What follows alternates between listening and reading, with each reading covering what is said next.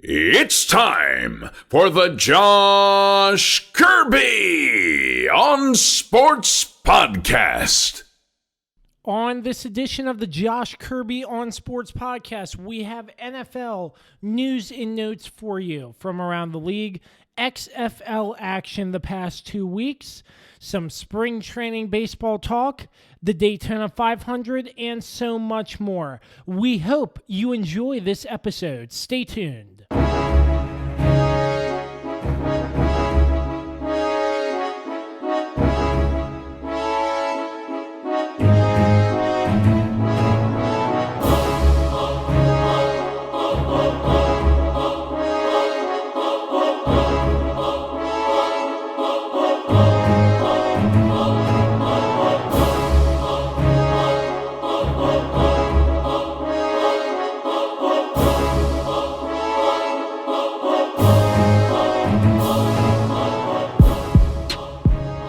Indeed, I'm glad you connected. This is Dave Johnson, voice of the Washington Wizards. You have connected to the right place because you are listening to my man, Josh Kirby, on Sports Podcast. All righty, we are back. It's been a long week. Sort of feels like a year in my opinion, but we have a very exciting episode for you today. We are recording in Blacksburg, Virginia. You know what that means. Dan Dembski. Hey. He is hosting us. What's up, Josh? How you doing, man? Not in the studio. We are in Dan's studio. We are in Dan's domain. This is my domain. Welcome. Welcome. Yeah. It's very nice. We wanted to do this, and since Dan's too busy with school, he can't always call in. So we're bringing the Josh Kirby on Sports Podcast On to the Blacksburg. road. Yes, sir. On the road. Before we begin, we're part of the Mayo Please Podcast Network. You can find Quentin and his team on Spotify, along with Twitter, on all streaming platforms. We're also sponsored by PM Plus Reserves and Route 11 Chips. Make sure you find a bag today inside your local Martin's, Food Lion, and Giant stores. As always, want to thank MPT Now Productions, Dave Johnson, and JR Beats Official. Dan, it's been a long week off since the Super Bowl. It's been a long week in general. Have you been really depressed that the NFL is over, or is the XFL sort of tiding that for you? It's sort of filling the void, but it's not doing everything that the NFL does. The NFL, when the season is in full swing, there's nothing better in my opinion. There's no better time than the NFL season. So it's great that the XFL is here, and it's great that we have football. And like I told you earlier, like, football on TV is good football. I don't care what it is. I don't care if it's the AFL. Arena, like if it's the arena football, which is now folded. That's terrible. But at least the Washington Valor won a championship. Yeah, because everyone makes they were the worst team. Okay, I'm not going to argue because the Baltimore team was in there too. I think we played you guys in the championship. I don't know. Yeah. Anyway, but yeah. Well, I miss the NFL season. But I do too. But I'm glad the XFL is here, and I know we're going to touch on that. Yeah, the XFL is really filling voids. But before we get into some XFL talk, we want to break down some NFL moves that have happened over the course of the past 2 weeks. Dan, so the first one I want to get into, most of everybody suspected this coming. Was Phillip Rivers, and the Chargers mutually agreed to part ways. Phillip Rivers spent his entire career with the Los Angeles and San Diego Chargers, and now it's just getting to the point where the Chargers are looking, in my opinion, for young, new talent that can stay a while. And Phillip Rivers, he's on the tail end of his career. But Dan, my question for you, what is Phillip Rivers in his future like? Do you think this is it, or do you think he'll find another team? What's the situation in your mind? I think a team out there will give him another chance. What team? I have no idea. There's so many teams out there who could use a quarterback right now. So I think he will get a chance, but I think at most we're talking a 3-year contract. But I would say a 2-year deal, and I think after a year he makes his decision whether he's going to stay or not, depending on his performance. His health. I think his health is a big thing, and he's battled a lot of injuries over the years, of course. So I think that's a big thing, but I don't think it's the end. I think he still wants to play. He likes to have children, so I mean, maybe when he retires, he can continue to do that. He does have like 9 kids. He has 9 kids. Really? Mm-hmm. I had no clue. Yeah, so there's a fun fact. But a remarkable career in San Diego and Los Angeles for Phillip Rivers. But he hasn't won anything, and I think that's the biggest knock on him is when they get in the postseason. And even like 10 to 12 years ago, when you think of how great those Chargers teams were, they should legitimately have a Super Bowl ring, especially from back then. So that's the biggest knock on Phillip Rivers. I think it's honestly good criticism, but I don't think he's going to win a Super Bowl with whoever he signs with. But he's definitely had a great career. He's meant a lot to the Chargers organization. He helped turn them around, and I think he'll land somewhere. I don't know. I just don't know what his performance level is, because this past season it was terrible. He was just awful. But the year before, he was pretty good a year before.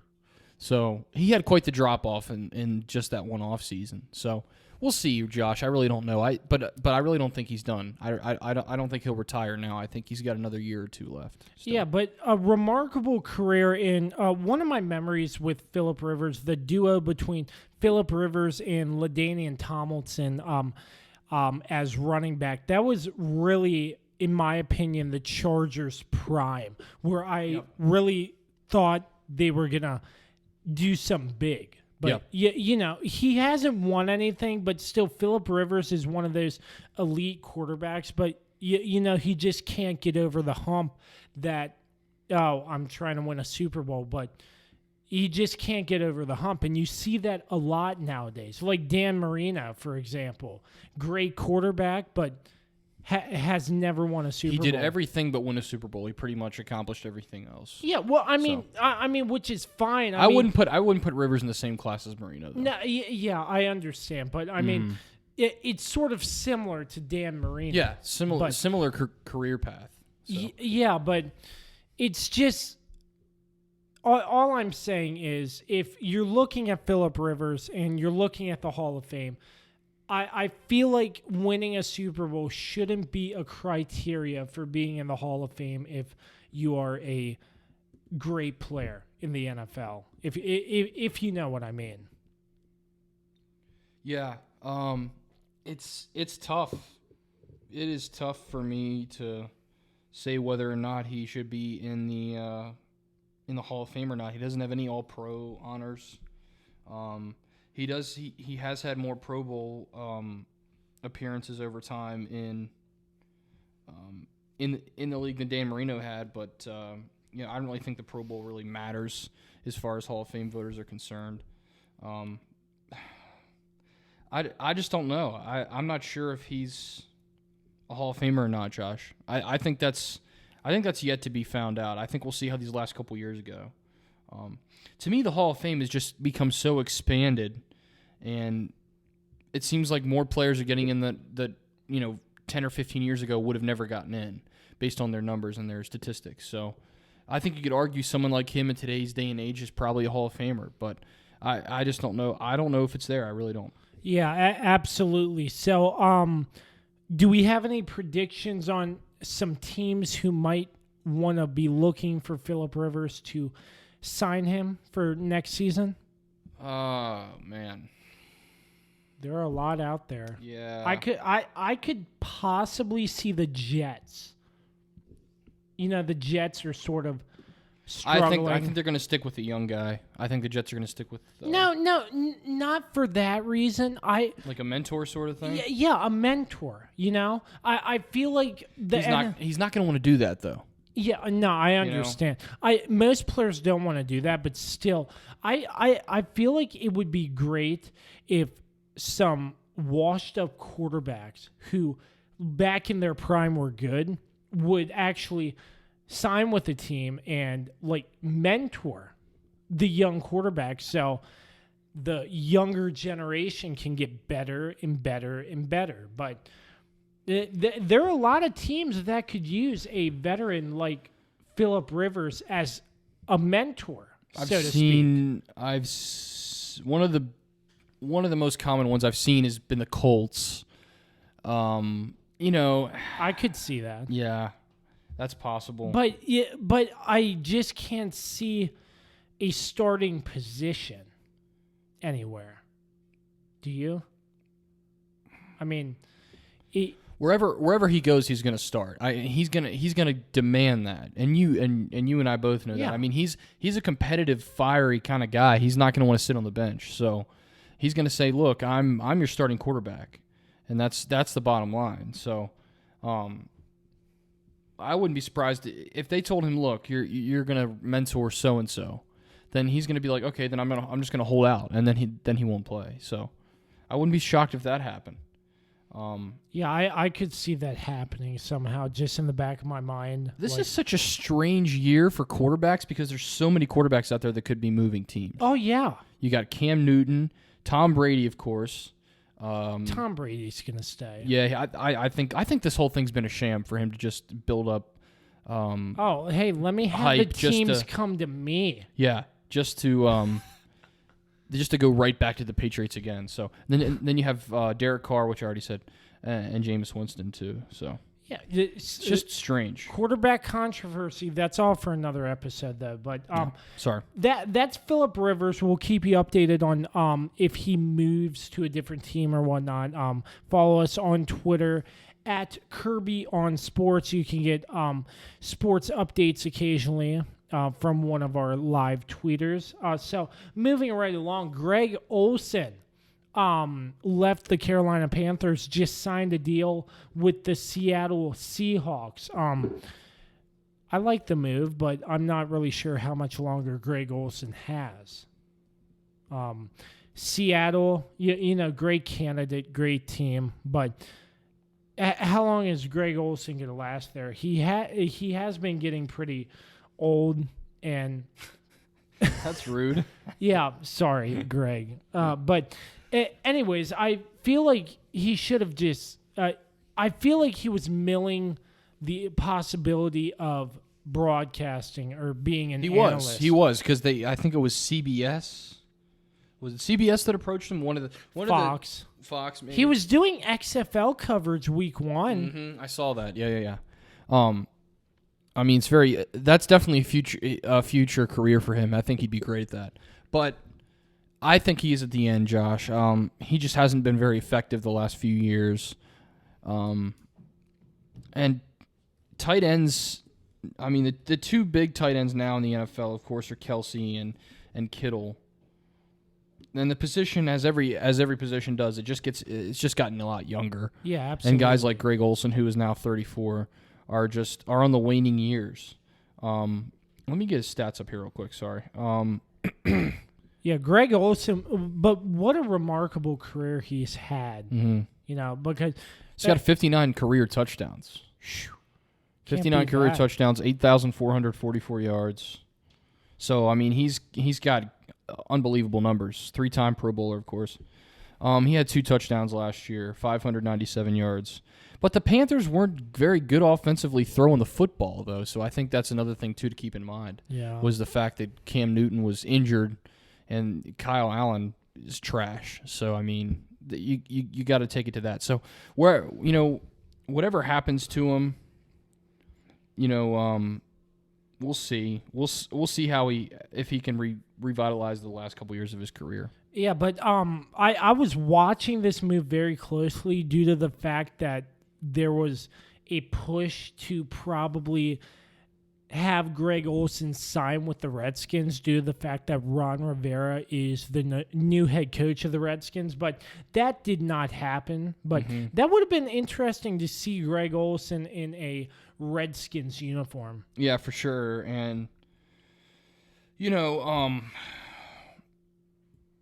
This seems similar to what happened to Jimmy Graham when he signed with the Seahawks. Oh, absolutely. The Seahawks just have not been able to utilize the tight end very well, and I think it has to just do with their style of offense. They really like those short, speedy wide receivers, guys like Lockett and all the other players they've had over the years. I can't keep up anymore. I'm still in 2014, but they don't really utilize the tight end very much, so I don't really know how he would fit in that offense. I guess we'll see, and maybe they'll think of another way to use him, but. I'm just skeptical that it's going to work as well as people think it might. Absolutely. So moving on from Greg Olson, I want to get into some news. I'm not sure if this is going to happen or not, but the NFL new CBA, the collective bargaining agreement to expand the playoffs, adding just one bye for the NFC and one bye for the AFC. If they do approve this new format, for last year, the Rams and the Steelers would have gotten in the playoffs. I know we talked earlier and you were like, this is never going to happen. And in my opinion, the CBA, I don't really think it's necessary because what is there to fix with the NFL playoffs, you know? I feel like the NFL playoffs are good where they're at, but it's all speculation from what I'm seeing so far, but it is a new proposed CBA that might be happening. Well, this ties in a lot of different things. You're not just talking about the playoffs. First of all, the players get extra money incentive for this extra playoff game that would happen. Apparently, it's like $6 billion total dollars, and then it's divided among the players who are participating in the playoffs or whatever. I don't know if it was $6 billion. I can't remember the exact number, but it was a huge number of extra revenue that they would get that they would be able to split for that one game. So, I mean, for them, that makes it worth it, right? It's just one extra game. Also, there's here's some other things that the council will discuss. The elimination of any game suspensions strictly for positive marijuana tests. Reduction in the number of players subjected to testing for marijuana. Gambling definitions that ensure players receive a portion of gambling revenue brought in by the league. And then also alterations to training camp, including the introduction to a 5-day acclimation period, a limit of 16 days in pads, and a limit of 4 joint practices and 3 preseason game scenarios. So 3 preseason You're trimming games. down at the beginning to get more at the end is what it seems like to me. Extend the NFL season by, I believe, 1 game, that is 16 to 17. And expanding the playoff and adding 2 total teams, 1 from each conference, I believe, is what the Do you like the move? If it happens? I'm not saying it's going to happen. I'm 50-50 on it. I really haven't decided yet. I think this is one of those stories that's still developing. We haven't seen the full scope of it yet, so I don't really have a full opinion on it. But this is like a 10-year bargaining agreement, so I think that's pretty good. So we'll see. I mean, we'll see what originally I said the players wouldn't go for it, but now, I mean, with all the incentives and all that stuff added into it, I wouldn't be surprised if they do. Of course, this was 2 days ago when we spoke, so, This just reminds me, CBA and the collective bargaining agreements. Remember when the NFL was on strike? And yes. We were like, remember the replacement refs? Oh, yeah. No. Or But was it talking about before the that, NFL? the NFL players went on strike. And Talking about the 90 or the one season? Like way back? You talking about way back? No. They went on strike before the beginning of the season, and we were thinking, is there going to be a season or not this year? I forget which year that was. I think it was like 2010, if I'm correct, but that just popped up in my mind. 2011. It was March to July. Yeah. Good job remembering that. I did not remember that. I was just thinking to myself, what am I going to do without football this entire year? You know? Yeah, that was because tough. if they strike, if they hold out, there's no football. Same with the replacement refs, but the replacement refs were they were terrible. They wouldn't. The Seahawks-Packers game. They wouldn't go on strike, I don't think, if this thing doesn't go through. I think the current CBA runs through 2021. No. So it gives them time to work out any kinks, but Yeah, they try not to wait till the last second to do all this stuff. They try to get it out of the way so they can just worry about just playing football, which works for me. I like that part of it. yeah, absolutely. Yeah. We'll see what happens. Like I said 2 days ago, and this was before there's been a lot of information that has come out, that I was like, the players will never go for this because nobody wants to put their bodies through that other game, through an extra game. But for all the extra incentives and really the reduction of a lot of, I think, outrageous penalties that the NFL gives players, it seems like the players would go for that. Yeah, absolutely. So, more NFL moves for you. Excuse me. The Redskins, they have released 3 underperforming players in Josh Norman, Paul Richardson, and Jordan Reed. 3 players. Jordan Reed, he's just been concussion after concussion after concussion. Yeah. He literally just left concussion protocol. How long has it been? So I thought he was still in concussion protocol. They said after they released him. The Redskins could not release him until he exited concussion protocol. That was more than a year. That was in a preseason game, wasn't it? I believe so. It was in a preseason game this past year. Yeah. I mean, this just comes back to mental health in the NFL. Getting too many hits to the head, too many concussions. What's going to happen? You know? I think Jordan Reed just needs to hang it up. He had a great career with the Redskins, do not get me wrong, but he just can't stay healthy. And it just comes down to a point of your well-being. You have to take care of your Yeah, you have to take Precisely. care. You have to take care of your chicken. Marshawn Lynch. You got to take care. That's right. I was trying to think of who said that, and I was like, you don't Lynch? remember Marshawn Lynch. Oh my gosh! But anyways, I mean, you just got to take care of yourself, and I feel like Jordan Reed should just retire. Paul Richardson, after his career with the Seahawks, he was never very good. He was never good with the Redskins. He never lived up to the potential in Washington. And Josh Norman, they should have let him go 2 years ago. We know paid him so much money for nothing. one good season in Carolina, where he was a zone corner, and they expected him to play man to man, and that just wasn't when he played. Well, unfortunately, Josh Norman will not be with Ron Rivera for the 2020 campaign for the Washington Redskins. So that's right. That's about all the NFL talk we have, unless you have anything else to add, Dan. I don't. All right. Moving on to the Extreme Football League. There's more football. Yes, indeed, more football. 2 weeks have gone by. The third week begins this weekend. I don't really want to talk about each individual game because that would take way too long. Yeah, I haven't seen enough. You haven't seen enough, but we all watched a decent amount of games. I want to get your thoughts on what you've seen, the differences between the NFL and the XFL, and what do you like better? And okay, I mean, for me, the kickoffs are very... I like that. Yeah. I mean, it reduces the risk of injury. You just have one player. There's more strategy involved. Oh, yeah. With kickoffs now. Yeah, it looks a lot harder. You cannot just get a kickoff return for a touchdown right away. You have to work for it. And the 1, 2, and 3 point conversions or whatever. I was going to bring that up too. Yeah, that's a great thing. Those are amazing, and I think it really makes the game more fun. Mm-hmm. I would agree with all that. I think you got some exciting players too. You got, of course, Cardale Jones. I think has been one of the top players. DC Defenders, baby, 2-0. Let's go.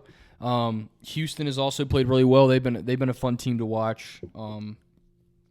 So I mean, you've got some really talented guys out there, and the rules work. And what makes this different than it was in 2001 when they tried this the first time is that it's not this WWE on the field sort of crap that they had in 2001. Vince McMahon was everywhere. He was Mr. Camera. You know, the camera followed him everywhere.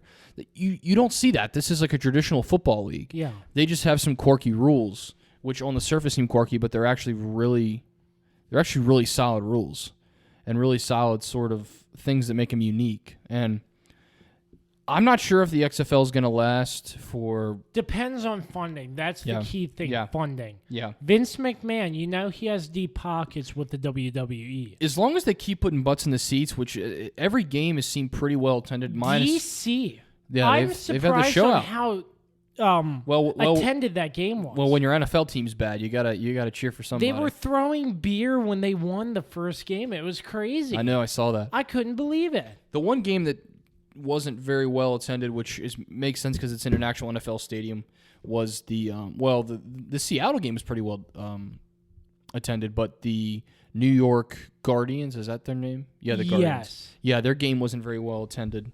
But other than that, I was pretty impressed with how the attendance was, and people seem to be watching. So they seem to have all their stuff together at this point in time, in my opinion. But we'll see. It, like you said, it all depends on funding, and it all depends on if Vince McMahon's prepared, because he seems like he's been prepared for most of this stuff. Yeah, it took 2 years before this league actually started. Yeah, restarted. And we talked about this. The AAF was very rushed.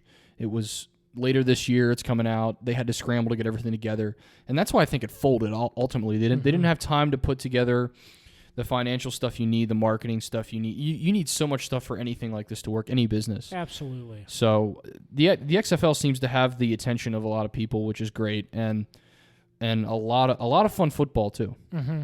Yeah, absolutely. So I still haven't seen a double forward pass.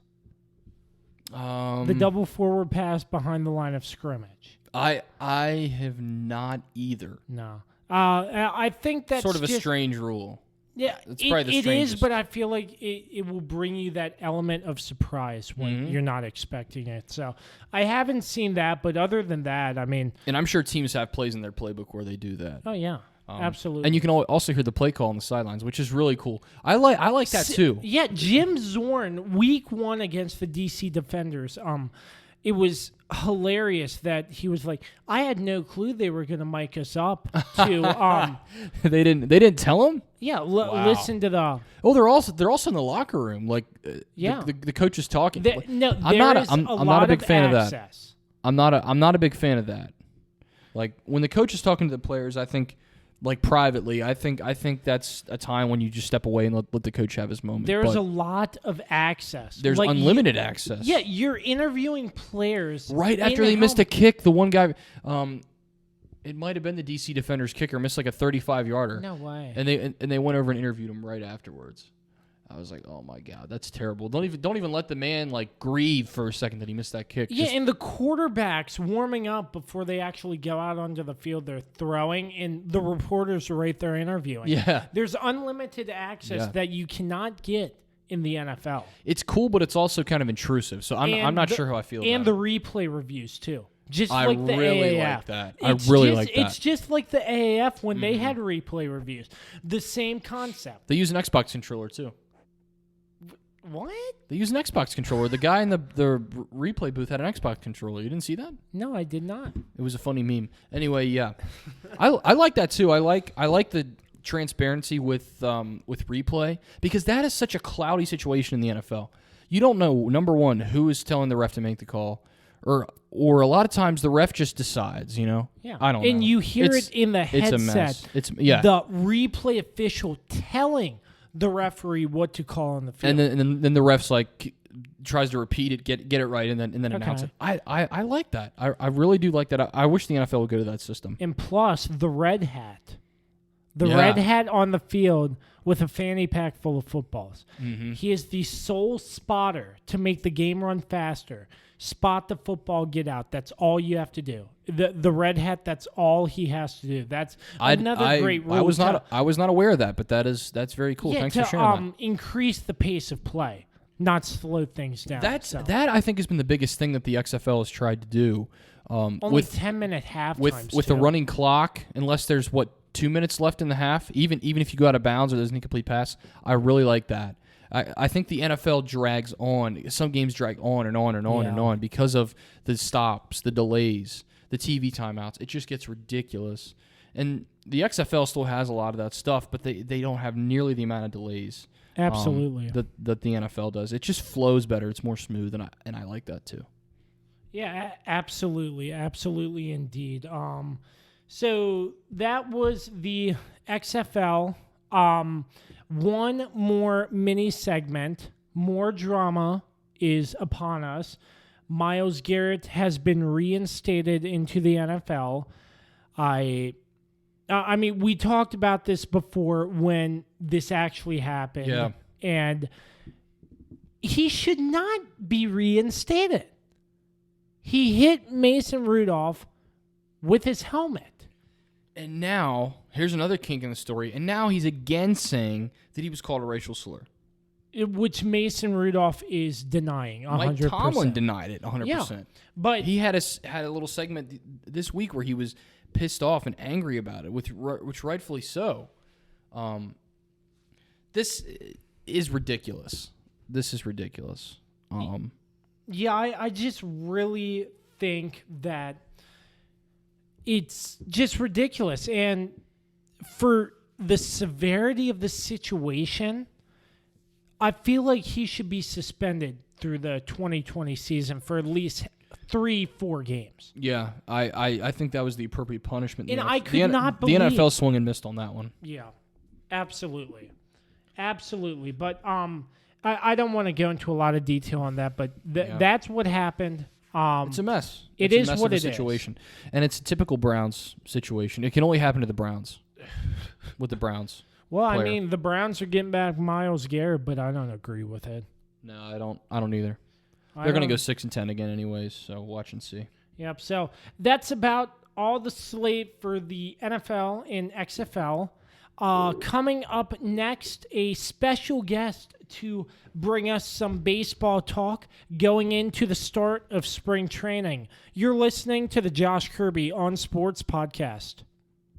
All right, we're back. Spring training is upon us in the baseball world, and here to talk a little bit about the Nationals and some other teams around the MLB. World Series champion broadcaster for the Washington Nationals, Bob Carpenter. Bob, it must be great to have the title World Series champion broadcaster. It's great to hear from you, sir. How you doing? I'm doing well. It's probably a term that I don't attribute to myself because when you're in local TV as a broadcaster, you don't even broadcast the playoff games. Our radio guys got the honor of doing all of that, and they did a great job. So, yeah, the whole World Series champion thing, it's a team thing. It's an organization thing. We had a nice parade here in West Palm Beach last night. A couple of thousand people gathered down on the waterfront to meet the team, to greet them, to hear from Davey Martinez, to hear from Mike Rizzo. Trey Turner, a native from about 20 minutes away from here, spoke on behalf of the players. And that was very cool. And it's a neat thing. It was a wonderful run in October. And now for the guys starting tomorrow with their first exhibition game down here, it's time to get to work. Yeah, it is old news, but from the 19-31 to going on to win the World Series, what an incredible season it was for the Washington Nationals. Bob, if you wouldn't mind taking us through, in your mind, like as a broadcaster following the team and just watching them grow and develop, and they ended up winning the World Series. Tell us what your thoughts were like following the team for that. Well, the start of the season was rough, and it's not like the team was terrible at 19-31. We had injuries. Trey Turner was out. He got hit on the hand by a pitch. Anthony Rendon missed some time.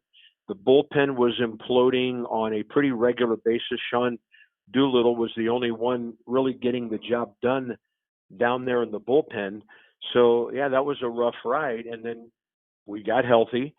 The great rotation of Scherzer, Strasburg, Anibal Sanchez, Patrick Corbin, those guys carried us the rest of the season.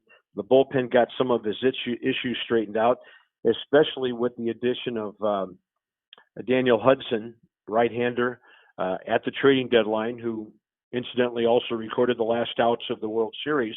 And Sean Doolittle continued to do his thing after he got some rest and had to be shut down for a while. So it's not like this was a terrible team that suddenly turned things around. It was a team that had injuries. It was a team that had bullpen issues. Once everybody got healthy, the Nationals became the team that all of us thought they had a chance to be, and it was a magical rest of the season. I mean, they ended up with 93 wins. Nobody even gave them a chance to win 85 or 90 after 50 games when they only had 19 wins on the left side of the ledger. So it was a remarkable turnaround, but there are some real obvious reasons. You know, I don't know if there's anything magical about it. Although I think back in 1914, the Boston Braves made a comeback from a worse record to win the American League or the National League pennant in the World Series, and they referred to them for many years as the Miracle Braves. So I don't know if the Nats are in the miracle category, but they made it a miraculous comeback. They won the whole thing. Tight wild card game with Milwaukee. Tight series that went 5 games with the Dodgers.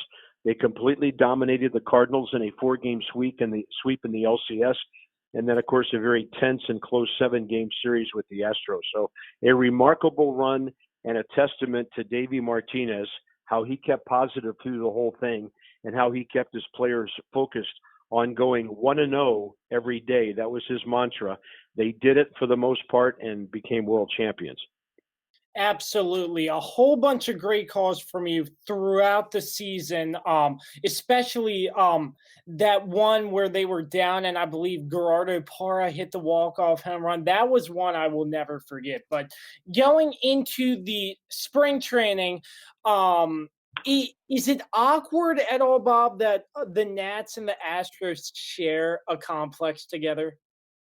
Well, it may be awkward on the Astros' part because of everything they're going through right now. I don't think it's awkward at all for the Nationals. You know, there's nothing. It's interesting the way they have these complexes set up.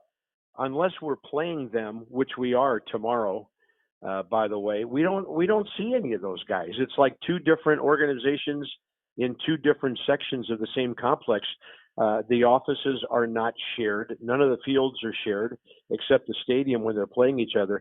So, yeah, I don't think it's awkward at all for the Nationals. They're doing their thing. They're getting ready for another season, hoping to repeat. And, you know, what's happened to the Astros, that's their problem. And nothing at all over there is affecting what the Nationals are doing. Yeah, absolutely. You just got to stick to what you're doing and don't worry about any outside influences, in my opinion. So the Astros, they've been really getting hit hard with this cheating scandal. What are your thoughts about all this that has taken place over the past couple of weeks and months? And plus, Dusty Baker is the new manager over there. Yeah, that's the ironic part of it is that our old skipper. Dusty's over there now trying to straighten things away. So we'll see how that goes. But, yeah, it's the Astros got caught cheating. There's no simpler way to put it. To me, this is right up there. This is in the top 3, controversial things that have happened in baseball history, with the 1919 Chicago White Sox becoming known as the Black Sox for throwing the World Series, the steroid era of the late 90s, and now this. I mean, those are the 3 things that appear to be the worst 3 things that's ever happened from a cheating standpoint. You know, I guess you could throw Pete Rose in there somewhere, but he's one guy. He's not an entire ball club or an entire group of players doing things. But, yeah, this is one of the worst scandals in the history of Major League Baseball. I'm not going to sit here and talk about the Astros for 5 minutes and, give my opinion on what should be done to them, because as I said earlier, that's their problem. They got caught cheating. The commissioner has doled out some punishment. Whether there's any more to come out remains to be seen. But, they're going to have to deal with that throughout the season, and they're going to play in some real hostile environments, from what I hear, especially in Oakland during the season, because evidently the A's, from what I've heard, have been beating the drum for several years about funky things going on in Houston and with the Astros. So that's going to be something to really keep an eye on this year. Absolutely. So, Bob, I assume you're down in Florida now. Can you tell us a little bit about the atmosphere with the team and the attitude going into this spring training after winning the World Series? Well, it's a wonderful atmosphere. I've already been by the complex. You know, we had the parade and we had the thing downtown last night. We've got some new faces in camp. Wellington Castillo is trying to win a job as a catcher. Starlin Castro comes over, probably going to get a lot of playing time over at third base after hitting 22 homers and 86 RBIs with the Marlins last year. He'll be a nice addition as we try to replace the production of Anthony Rendon, which will obviously not be easy to do. Howie Kendrick is healthy, as Jubal Cabrera is back. Obviously, Rendon's gone, and we got two of the most dynamic young players in baseball in Victor Robles and Juan Soto. And, another guy that's signed with the Nationals who I'm really excited to see is Eric Thames, who hit 25 homers and drove in 61 with the Brewers last year. Nationals signed him as a free agent about a month and a half ago. And, he's a big bat. He's a power guy. He'll play a lot of first base. He can play in the outfield if he needs to. When we play interleague games, he could DH if Ryan Zimmerman's not doing that. We have a great young shortstop in Trey Turner. We have the greatest, in my opinion, top three pitchers in any rotation in baseball in Max Scherzer, Steven Strasburg, and Patrick Corbin. And then we have a really good bullpen anchored by Daniel Hudson and anchored by Sean Doolittle, some additions made during the offseason. I think this is a team, and who's to say they have a chance to repeat as World Series champions, because so many things have to go your way and a few things have to fall into place here and there for that to happen. But this is a team that will contend for a division championship and a spot in postseason, and then you take it from there. I know Anthony Rendon's a huge loss, but we've brought in a couple of big bats in Starlin Castro and Eric Thames, and I think the Nats are going to score a ton of runs this year and be in the upper echelon of the National League in offense, and that's a good thing to go along with our great pitching staff. Yeah, absolutely. And I was just about to say that Anthony Rendon over to the Angels now, but with those big bats, I mean, but the only thing for me is who's going to replace him defensively. Have they sorted that out yet from your end, or do you know anything? Well, it's a good question, and I think I don't think Starlin Castro is going to play third base as well as Anthony Rendon. He made 4 errors in 45 games at third base for the Marlins last year. He made 9 errors at second base in 117 games. He's played more second base in his career than he has third. I think he will be what you would call an adequate third baseman.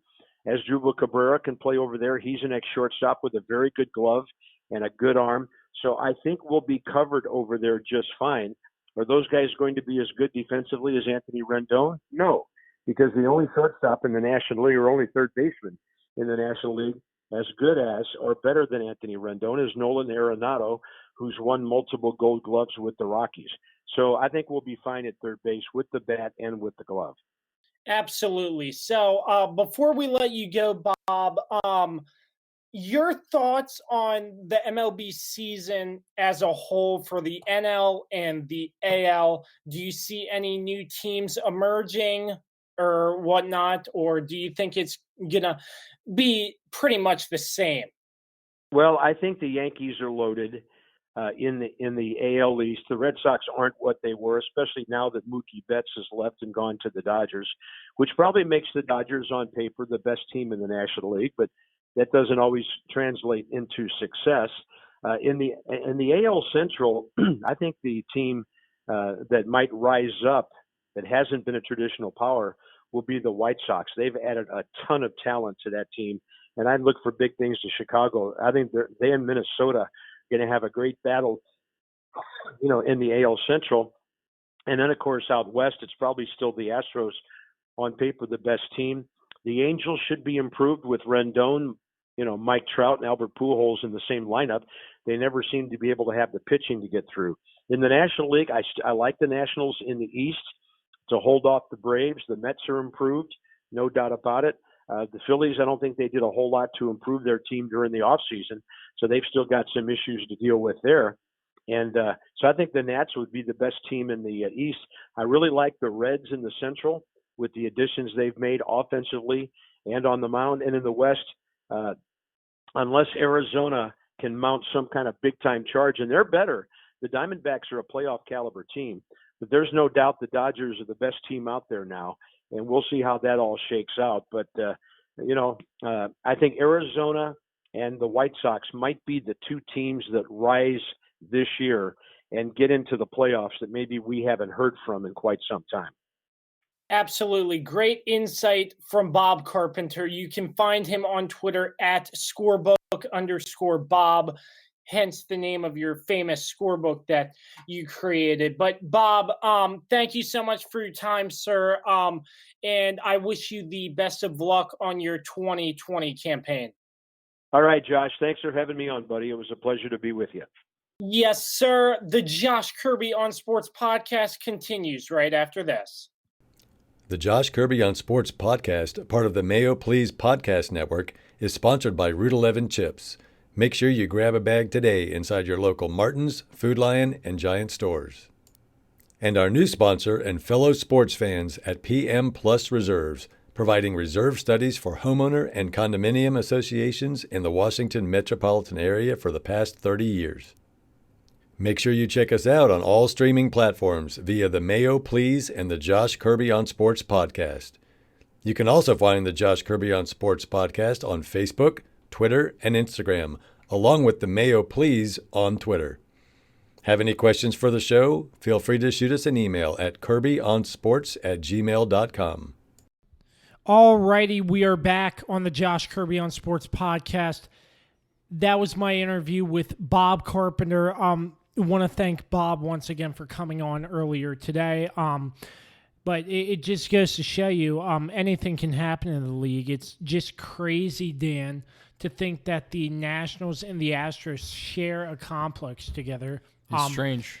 And with the Astros cheating scandal, I know we talked about it a little bit, but Dusty Baker being the new skipper in Houston, he wants the MLB to step in and actually take action to make sure none of his players get beamed. And they're going to, no matter what team they're going to play.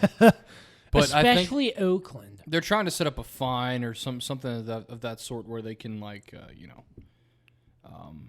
say, you can't do that. And basically just fine them and make sure that doesn't happen over and over again. But it's going to happen against every team this year, I'd be willing to bet. Hey. And there's probably going to be some injuries based on that. So. The end result, the Nationals are World Series champions. I can't wait for the start of this season. Final thoughts here on the Josh Kirby on Sports podcast. My final thought comes from the Daytona 500. What a finish that was. Denny Hamlin, for the second straight year, wins the Daytona 500 with Joe Gibbs Racing. As you know, the year before, Denny Hamlin won under very hard circumstances as Joe Gibbs' son, JD, died of a rare condition, and Joe Gibbs Racing went 1-2-3 in the Daytona 500 with a Joe Gibbs car winning the NASCAR Cup. This year, Denny Hamlin manages to repeat after a very wild finish in the race, which ended in a very terrible crash with Ryan Newman ending up on the roof of his car. He got transported to the hospital, but luckily he made it out of the ER. He was treated for serious life-threatening conditions, and we're just happy he's all right. What a great race that was, but that was my final thoughts from the Daytona 500. Dan, do you have any final thoughts? The play of the young Zion Williamson this season. Only 10 games so far, but his debut was highly anticipated, and everyone was hoping he was going to play really well. He's done a fantastic job so far. And he's averaging 22 points per game, 7.5 rebounds. He's going to be a star in the NBA. I think he's the future of the NBA. He's only 19 years old. So that's my final thought, just how he's played, how he's so far lived up to expectations, and hopefully he can continue to There's a long develop. road ahead, though. Yes. There's a long road ahead. I wouldn't make assumptions this early, but he has played really well. He has great potential, there's no doubt, and we've seen that so far. So fingers crossed, because I'm a Pelicans fan, that he continues to. You're a Pelicans fan? Yeah, I've been a Pelicans fan since. I've been a New Orleans, I should say, fan for a long time, since like 2004, 2005. Wait a second here, folks. Ravens, Orioles, Pelicans. There's no basketball team in Baltimore. The Baltimore Bullets that went down to Washington. I'm not going to root for the Wizards. Well, okay, they're a favorite because they're a local team. Well, you were just asking me earlier today to go to a Wizards game. I do want to go to a Wizards game. Okay. New Orleans is too far away. But yes, at least you're not a diehard fan. No. I told you I don't pay that much attention to the NBA anyway. So Yeah. this season.